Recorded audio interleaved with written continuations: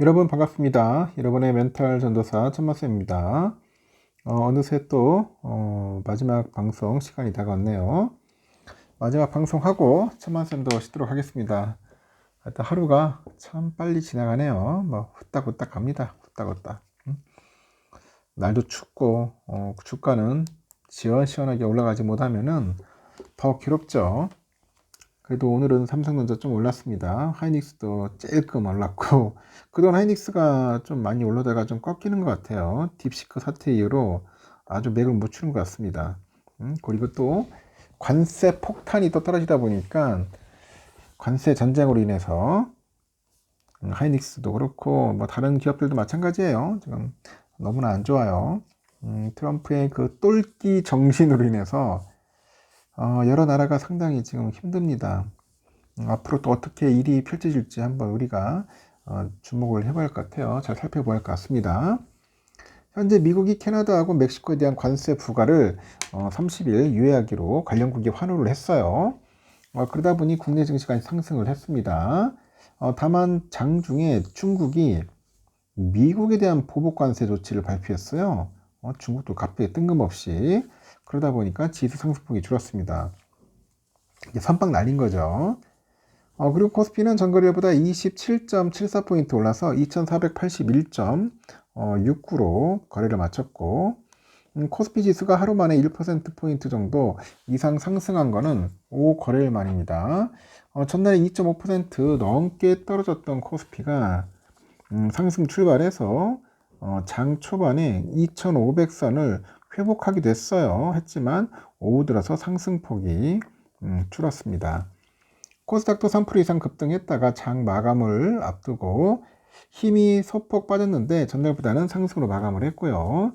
유가증권 시장에서 기관애들은 1241억, 그리고 외국인들은 768억 정도 순매수했고, 개인들은 2930억 정도 순매도를 했습니다. 이날 증시가 반등한 것은 트럼프가 촉발한 관세전쟁이 당장 현실화되지는 않을 것이라는 기대가 작용한 것 같아요. 트럼프는 4일날 0시부터 캐나다하고 멕시코에 관세 25%를 부과하기로 했는데 하루 전인 3일날 시행 시점을 한 달 미루기로 합니다. 한 달 미루기도 한다. 이렇게 트럼프는 저스틴 트리도 캐나다 총리랑 클라우디아 세인바움이죠. 멕시코 대통령하고 각각 통화를 합니다. 이 같은 협상안을 내놓았는데 미국과 캐나다는 미국으로 마약과 불법 이민자들이 유입되는 것을 막기 위해서 국경을 강화하기로 약속을 한 거죠. 종목별로 보니까 삼성의 오름세가 도드라집니다. 삼성은 전날보다 3.33% 올라서 52,700원에 거래를 마쳤고요. 이날에도 SK하이닉스, 기아, 셀트리온 상승했어요. LG엔솔, 삼바, 현대차 하락했습니다. 코스피가 이제 지수가 뛰긴 했는데 이 트럼프 리스크가 완전히 해소됐다고 보기는 어려운 것 같아요. 관세 부과가 미뤄진 것이지 완전히 해소된 건 아니다. 완전히 취소된 건 아니다. 그런 겁니다. 트럼프는 그 협박 후에 협상한다는 전술을 사용한 것 같아요. 어떤 방식의 합의가 도출될지가 중요합니다. 그리고 코스닥은 전날보다 16.12포인트 상승해서 719.92, 장 초반에 3% 넘게 올라가지고 726.28을 기록하기도 합니다. 코스닥에서는 외국인들이 3,736억, 기관애들이 481억 정도 순매수했고 개인들은 4,101억 순매도를 합니다. 시총 상위 종목 대부분이 상승 마감을 했고 알테오젠, 에코프로비엠, HLB, 에코프로, 레인보우 로보틱스 올랐습니다. 레인보우는 요즘 계속 오르네요. 오늘 또 보니까 외환시장에서 원달러 환율은 전날보다 8.2원 하락했습니다. 1459.01원에 출발을 했는데 미국의 대중 관세가 발효되면서 낙폭을 줄이더라고요. 캐나다, 멕시코 관세 도입은 밀린 데에 반해서 중국은 또 현지 시각 4일 0시를 발효됩니다. 이날부터 중국산 전체 상품의 10%의 추가 관세가 부과되고 이 탓에 환율이 4.3원 내려서 1462.9원에 거래를 마쳤다는 거죠. 현재 중국이라니 영국을 보니까 조금 뭐 오를 듯 하듯 빠졌다가 다시 또 약간 좀 올라가면서 낙폭은 줄이긴 하고 있습니다. 현재 마이너스인데 0.27% 빠지고 있고 프랑스도 뭐 그게 뭐야 도대체 차트가 좀 희한하네. 쫙 갔다 다시 또 올라가는 V자 반등이네요. V자 0.25%. 현재 다 독일도 마찬가지입니다. 유럽이 현재 독일이 아니라 유럽 전체가 약간 V자 반등으로 약간 좀 반등하는 듯한 그런 모양새를 보이고 있다는 거 참고하시면 될 것 같네요.